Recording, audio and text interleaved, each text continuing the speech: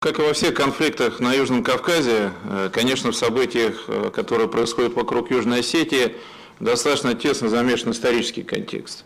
И недаром грузинские историки выпускают многотомные исследования, монографии, в которых они обосновывают историческое кровное право именно Грузии на те территории, которые называют Шида-Картли, в то время как у нас в нашей исторической терминологии, начиная с 1830 года, когда впервые, по-моему, если не ошибаюсь, в издании «Тифлисские ведомости» появился термин «Южная Осетия», он так и используется, вытеснив постепенно все остальные обозначения этой территории, а ныне независимого государства.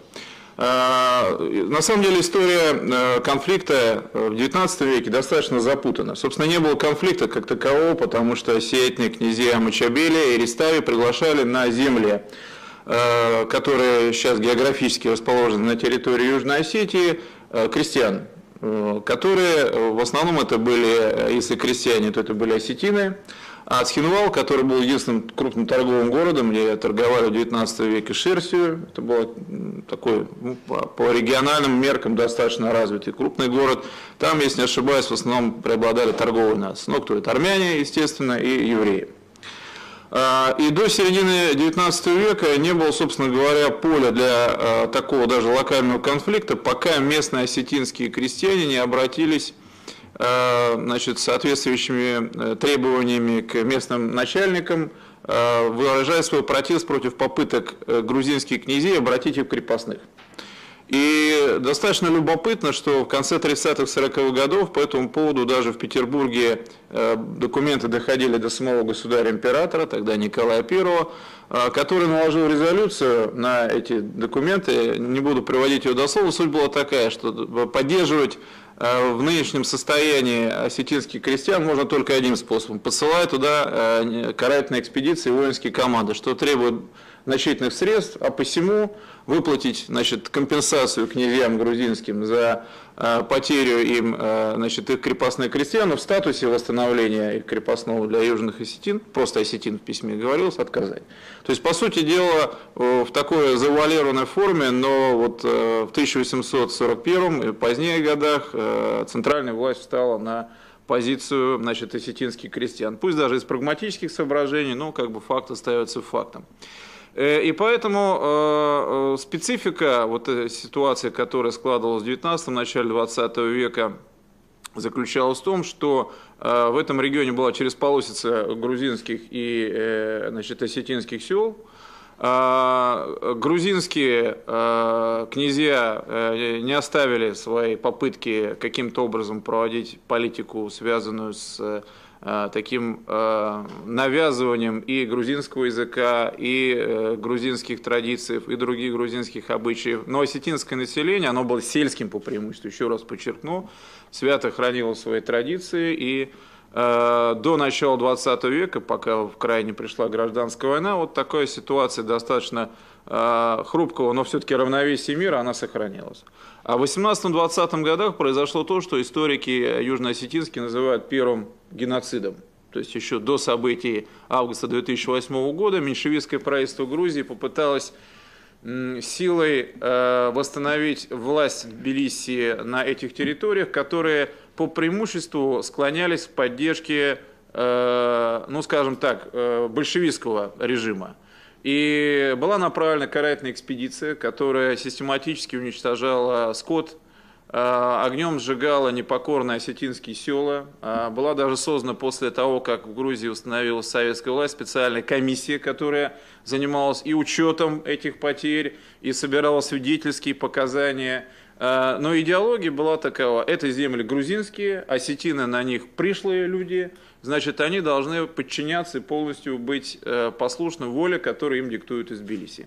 И вот, к сожалению, этот методологический принцип, который впервые был опробован в 19-20 годах, позднее, 70 лет спустя, после прихода к власти Гамсахурдия, в совершенно новых исторических условиях был вновь опробировал на южно-осетинской почве. Ну а до этого, перед тем, как передать слово Андрею, скажу только, что, конечно, важный момент – это 22 год, когда, собственно, было принято решение комиссии, которая занималась вопросом национально-государственного размежевания на территории Закавказья, было принято решение, которое исторически определило присутствие Южной Осетии в составе, значит, уже Грузинской ССР.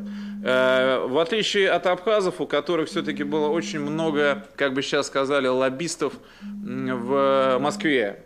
Среди абхазов было много писателей, много крупных видных общественных деятелей, были и крупные работники такого высшего аппарата ЦК. Замолвили слово, и то безуспешно. Южным осетинам в этом смысле не очень-то и повезло, потому что те письма, которые, безусловно, писались в Москву и в ЦК, направлены против вот этой политики грузинских властей по отношению к ним, чаще всего не рассматривались или не доходили до адресатов.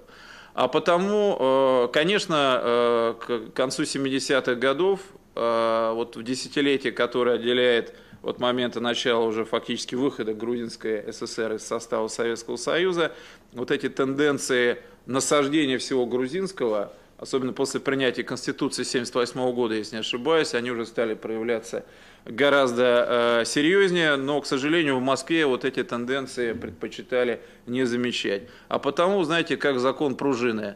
Там, где она сжимается сильнее, там постепенно происходит соответствующий выброс энергии, который вполне закономерно и прорвалось наружу в период 1988-1989 года. Население Южной Осетии оказалось заложником вот тех вот сложных политических процессов на Кавказе, в рамках которых карта региона краилась зачастую произвольно, и народы, которые уже к тому времени имели, скажем так, довольно непростой опыт взаимного сосуществования. Взаимосуществование этих народов, оно было, так сказать, допустимо, и оно давало свои плоды в рамках единого сильного государства, коим был Советский Союз. Хотя и тогда в Советском Союзе, в рамках Советского Союза были определенные тенденции, и в Южной Осетии, и особенно в Абхазии, связанные с нежеланием народов этих стран, этих республик, тогда автономных образований, находиться в составе Грузии, потому что были факты экономического ущемления, дискриминации и попыток культурной ассимиляции. Собственно говоря, эти попытки культурно-языковой ассимиляции, перевода на делопроизводство, письменности исключительно на грузинский язык, все это послужило тем катализатором тех процессов, которые произошли, в частности, в Южной Осетии на рубеже 80-х, 90-х годов. В частности, именно попытка перевода делопроизводства на грузинский язык вызвала массовые протесты осетинской интеллигенции, которая постепенно захлестнула, затронула практически все осетинское население республики, и в конечном итоге это вылилось и в вооруженные столкновения. Еще в рамках Советского Союза мы помним марш знаменитый на Цхинвал, который возглавлял, кстати говоря, тогдашний первый секретарь ЦК Компартии Грузии господин Гумбаридзе. Вот, там разными мотивами это объяснялось, но тем не менее, что есть, то есть, из истории не вычеркнешь. И взаимные, так сказать, решения правового характера, которые отменяли, так сказать, то, что принималось в Тбилиси, отрицалось в Цхинвале и наоборот. Ну, конечно, источником и инициатором этой политико-правовой войны была грузинская сторона, которая, новое грузинское руководство националистическое во главе с Звядом Гамсахурдия, которое поставило во главу угла откровенно националистические лозунги, в частности, Грузия для грузин. Я это хорошо помню, потому что в позднесоветской Грузии мне приходилось бывать.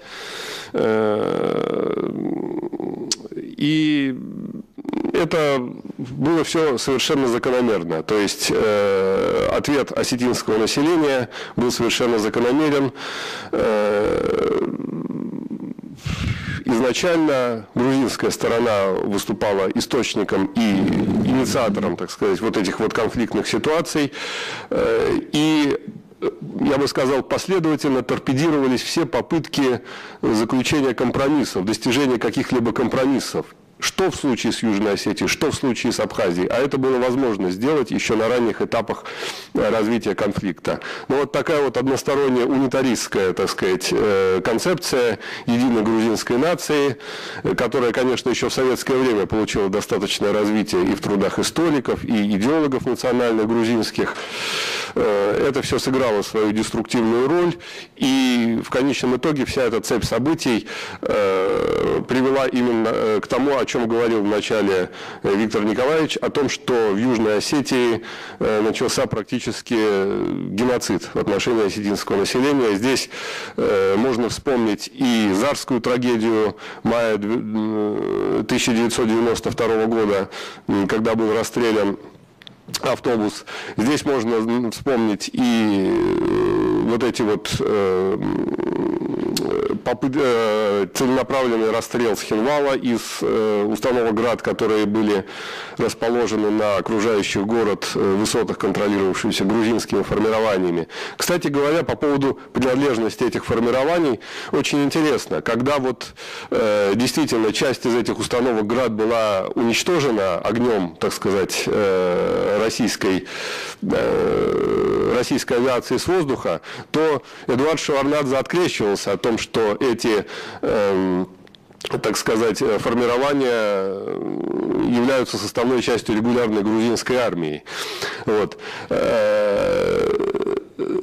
И это, в конце концов, сыграло свою роль в том, что в конечном итоге было достигнуто перемирие в результате так называемых Дагомысских соглашений. Я хотел бы еще обратить внимание на один момент, что события в Южной Осетии, трагические события в Южной Осетии мая-июня 1992 года, они эхом отзывались в соседней Северной Осетии, которая являлась частью Российской Федерации, и мы напомним, что тогда, в 1992 году, шел непростой процесс, так сказать, переучреждения нового государства российского. В частности, речь шла о подписании нового федеративного договора, так называемого.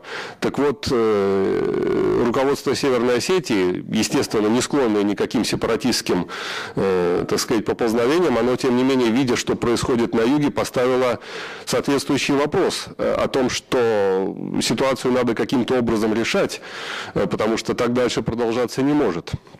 Вот. И, конечно, подписание Дагомысских соглашений и последующий ввод миротворческих сил в Южную Осетию, в Цхинвал, 20-летие которого будет отмечаться завтра, 14 июня, оно, конечно, сыграло очень положительную роль, и оно, я думаю, что я не преувеличу, оно,